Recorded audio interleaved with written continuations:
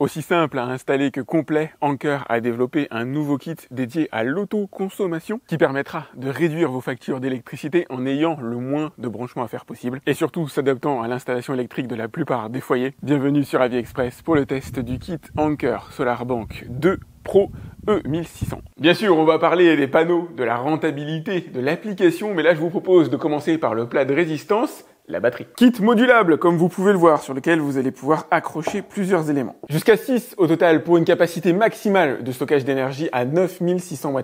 Moi j'en ai deux, 1600 plus 1600, 3200 Wh donc, et ouais, j'ai fait spé-mat avec plusieurs avantages, plusieurs intérêts. La première, c'est l'évolutivité, qu'il s'agisse de vos ressources évidemment, parce que ça a un coût à l'achat, mais surtout de votre besoin. Pour vous donner un ordre d'idée, avec 3200 watts, je vais couvrir mes besoins en électricité pour une soirée classique au mois de mars. Je prends pas cet exemple par hasard évidemment, moi l'énergie va surtout m'intéresser en soirée, mais vous allez avoir plusieurs systèmes de redistribution, on verra ça dans cette vidéo. Autre élément très pratique et souvent négligé, le kit est portable. Et j'en ai des kits faits d'un seul bloc ultra lourds qui ne sont pas déplaçables, vous allez me dire, une fois que c'est installé, mais non, il y a un petit plus dans celle-là qui est vraiment super cool. C'est la première powerbank à disposer d'une prise 220 volts qui vous est accessible partout. Et ça c'est tout simplement génial, imaginez une panne de courant, évidemment la powerbank se bloque, elle ne diffuse plus d'électricité à l'intérieur de votre domicile pour protéger les agents œuvrant sur le réseau électrique, pour vous protéger aussi si vous bossez sur votre propre réseau électrique, mais ça ne signifie pas pour autant que vous n'avez plus accès à l'électricité. Vous pouvez brancher directement une prise électrique à ce niveau-là et raccorder en direct sans passer par le réseau général les appareils qui vous sont le plus importants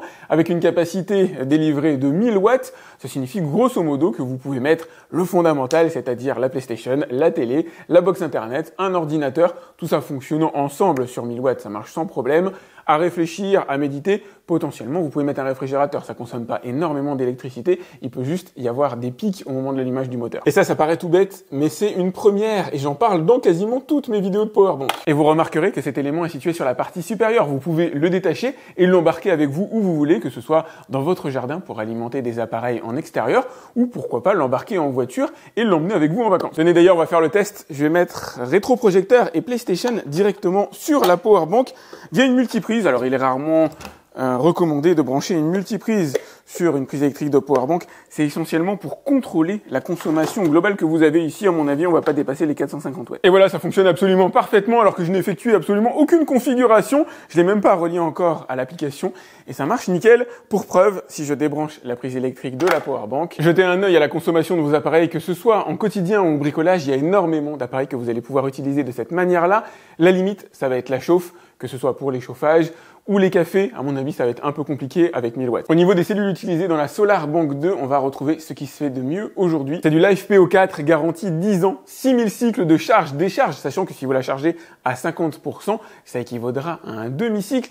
Une durée de vie estimée à 15 ans, ce qui ne signifie pas qu'elle mourra au bout de 15 ans, évidemment, mais c'est un petit peu comme une batterie de smartphone, elle va perdre en capacité au fur et à mesure des années. D'où l'intérêt de pouvoir la compléter ou remplacer les modules que vous avez ici. Encore faut-il que ce même produit soit proposé dans plusieurs années. Jusqu'à 4 panneaux solaires peuvent être branchés directement à l'extérieur de la powerbank. Ces 4 MPPT acceptant jusqu'à 2400 watts au total, 540 watts indépendamment les uns des autres, c'est-à-dire qu'ils sont faits pour accepter les dernières technologies de panneaux solaires. En tout cas, moi j'ai pas mieux que 540 watts à la maison et il est assez rare d'obtenir cette pointe de production. Autre côté cool, on est ici sur du plug and play, vous n'avez qu'à brancher les panneaux directement sur la powerbank, le micro ondulaire est intégré à l'intérieur et vous n'êtes pas pieds et poings liés avec les panneaux solaires de la marque Anker. Si vous en avez déjà à la maison ou si vous avez prévu d'en acheter différemment via un canal vous offrant de meilleurs tarifs, vous pouvez tout à fait le faire, même s'il est tout à fait possible de tout faire avec eux. Je vous ai mis le lien directement dans la description en dessous de la vidéo pour que vous puissiez aller voir tant le tarif des différents modules que le tarif du kit vraiment complet. Vous n'êtes d'ailleurs pas obligé de brancher 4 panneaux solaires dessus, vous pouvez commencer par un, même si ça paraît assez étonnant,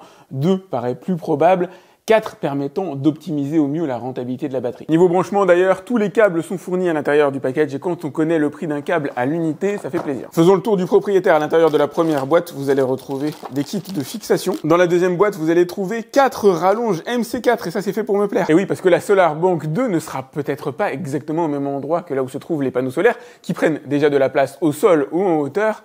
les rallonges, c'est souvent indispensable. D'ailleurs, je vous dis des bêtises, il y en a 8 rallonges, il y en a encore 4 dans cette boîte-là. Et enfin, dernier élément, et pas des moindres, le raccord électrique. La rallonge MC4 fait 3 mètres de long, la rallonge électrique fait 5 mètres de long, c'est honorable, même si j'aurais aimé un petit peu plus. Cette rallonge électrique, c'est elle qui va être connectée à une prise de votre domicile, celle que vous aurez choisie, qui va véhiculer l'énergie depuis les panneaux solaires vers la powerbank, vers ensuite votre maison. Elle se branche sur le côté, vous aurez peut-être remarqué le petit caoutchouc pour l'étanchéité, et permettra d'envoyer jusqu'à 800 watts à l'intérieur de votre domicile avec une double lecture. Le mec positif en moi vous dira que 800 watts, ça permet quand même d'alimenter énormément d'appareils de consommation courante. Regardez votre talon de consommation, je vous montrerai tout à l'heure comment faire pour l'obtenir.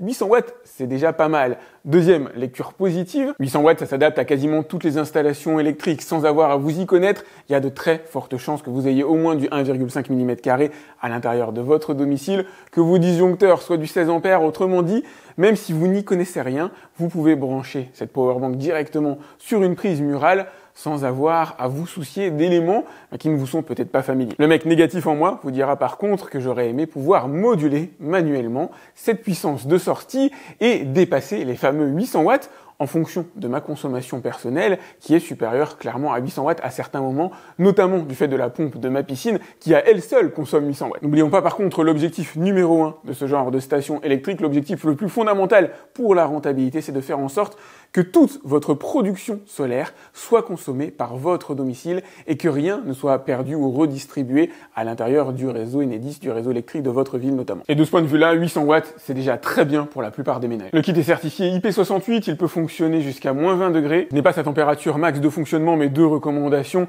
Évitez quand même de l'exposer à la pluie si jamais vous le pouvez, on ne sait jamais.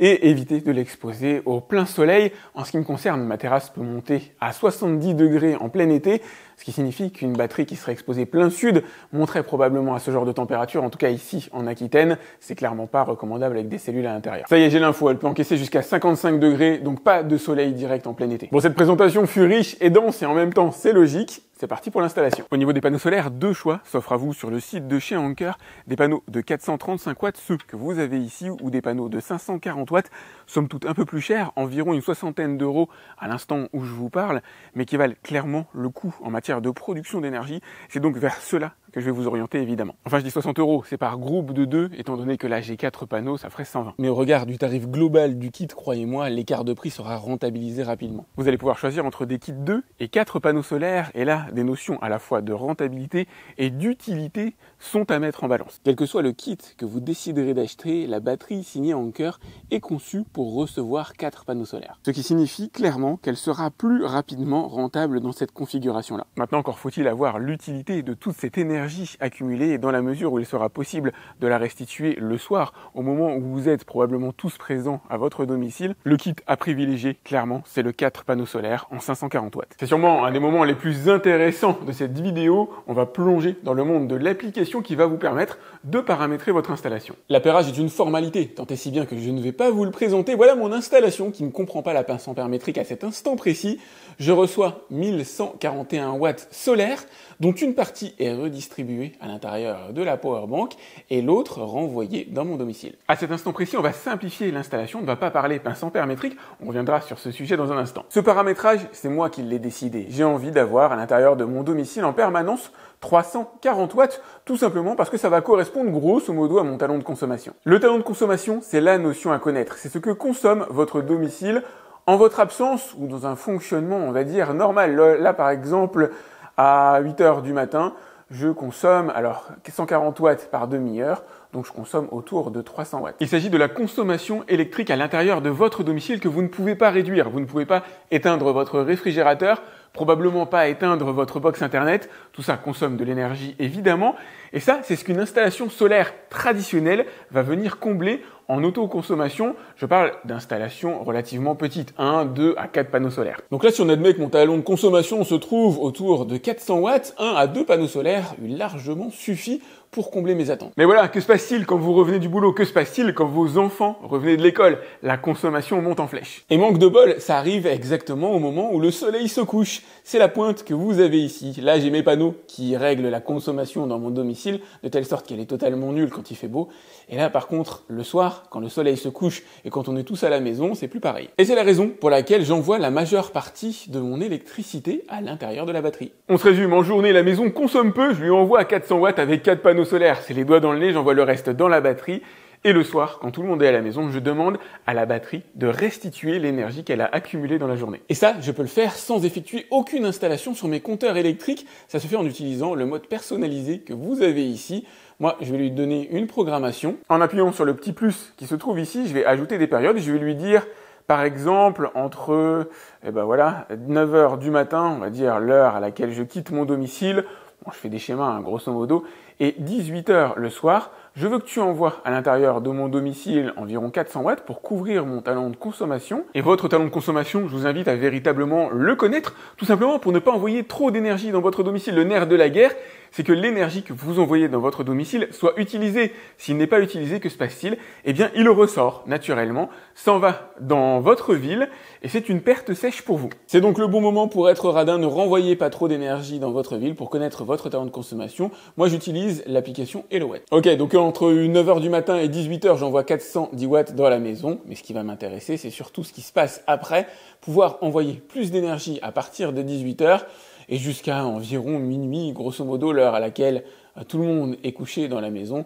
Dans ce cas-là, je vais plutôt être plein pot. Tout en n'oubliant pas qu'il n'est pas possible d'envoyer plus de 800 watts d'un coup à l'intérieur de votre domicile. Limitation réalisée via l'application, tout simplement pour vous protéger. Vous ne savez peut-être pas quel type de câblage court à l'intérieur de vos murs, quels sont les disjoncteurs intégrés. L'objectif d'installer un kit de ce type-là, c'est pas d'avoir à se prendre la tête avec ces sujets-là, c'est de faire du générique, de s'adapter à un maximum d'installations et de protéger les utilisateurs. Il est toutefois assez curieux que je puisse choisir ici jusqu'à 1000 watts, alors qu'en fait, c'est 800 qui sont réellement envoyés à l'intérieur du domicile. Vous allez pouvoir indiquer quels sont les jours concernés par ce schéma-là. Là, pour le coup, on est du lundi au vendredi dans un cycle de travail, somme toute assez classique. Vous pouvez l'adapter samedi, dimanche si vous le souhaitez. Samedi, dimanche, je vais avoir une manière peut-être différente de gérer l'électricité chez moi. Voilà un schéma qui résume plutôt bien la manière dont fonctionne le système. Ici, de minuit à 8h du matin, 9h du matin, j'ai 200 watts qui sont envoyés à l'intérieur de mon domicile. Ça, c'est incompressible. C'est réglé comme ça de base à l'intérieur de l'application.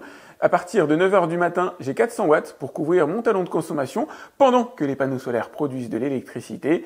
Et à partir de 18h du soir, quand la famille est rentrée à la maison, j'envoie 800 watts dans mon domicile. Vous allez pouvoir retrouver les informations concernant votre production d'électricité sous plusieurs formes, plusieurs diagrammes, que ce soit les gains réalisés, vous allez régler vous-même le tarif de l'électricité, le CO2 économisé, le niveau d'énergie produite avec des diagrammes hebdomadaires, quotidiens, etc., sur lesquels vous allez pouvoir revenir. Mon record de production d'électricité par une belle journée estivale jusqu'à cet instant précis est à 10 560 watts. Vous allez pouvoir avoir les informations par panneau solaire. Ça peut être intéressant, déjà pour savoir si tous vos panneaux solaires sont raccords et ont la même production d'électricité. Et puis ça peut vous mettre la puce à l'oreille concernant un éventuel problème sur votre installation.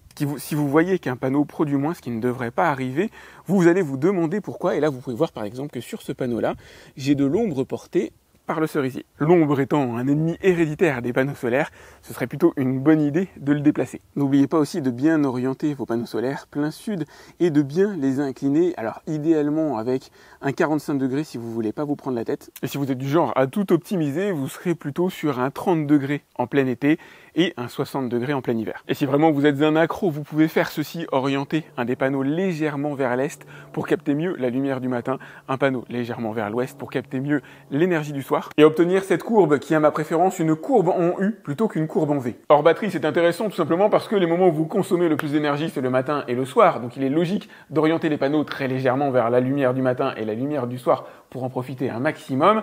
Et avec batterie, c'est intéressant aussi parce que vous ne savez pas finalement quelle sera la disposition des nuages dans le ciel. Vous pouvez tout à fait avoir un ciel voilé le matin et un ciel plus favorable le soir. Après, ça ne va pas changer drastiquement votre production d'énergie. On est ici dans l'univers de l'optimisation. En appuyant sur ce petit diagramme de maison, vous avez l'énergie qui est envoyée à l'intérieur de mon domicile sur cette période-là. 800 watts pour le coup, ce qui est logique, c'est la limitation maximale en fonction de ce que j'ai demandé au système Anker Solar Bank 2.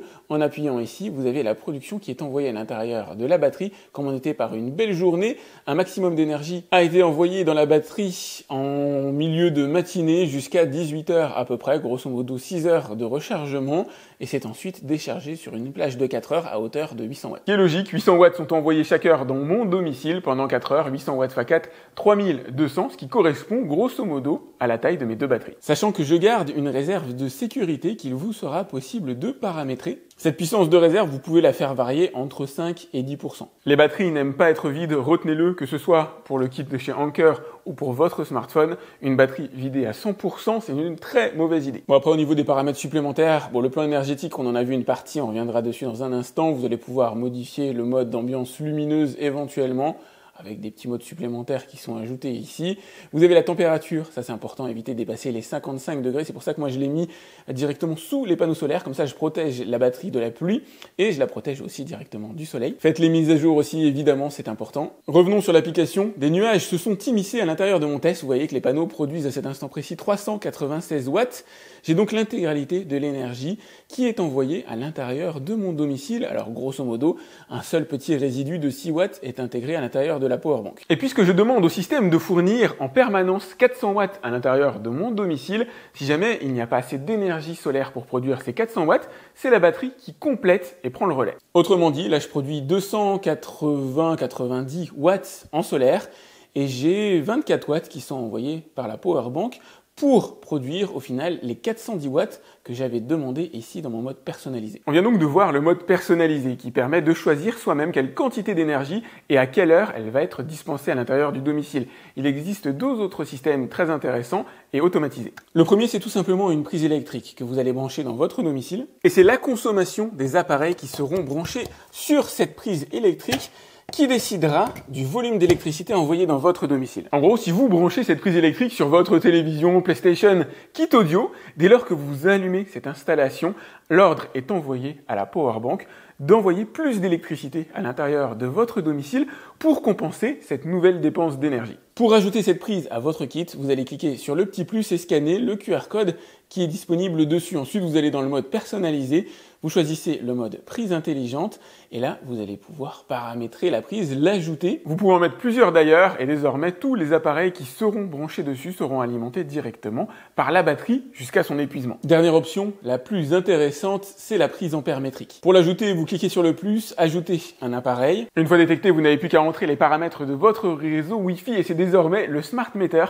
qui va détecter la consommation électrique de votre domicile et injecter de l'énergie en conséquence. Le Smart Meter est conçu pour venir se fixer à votre tableau électrique conventionnel. Vous allumez, alors bien sûr vous faites l'installation en éteignant le tout, vous pouvez lui mettre un disjoncteur dédié ou non, c'est pas forcément obligatoire. Vous reliez la pince ampère-métrique numéro 1 ici, puisqu'on est sur du monophasé directement sur la phase, vous entourez la phase avec.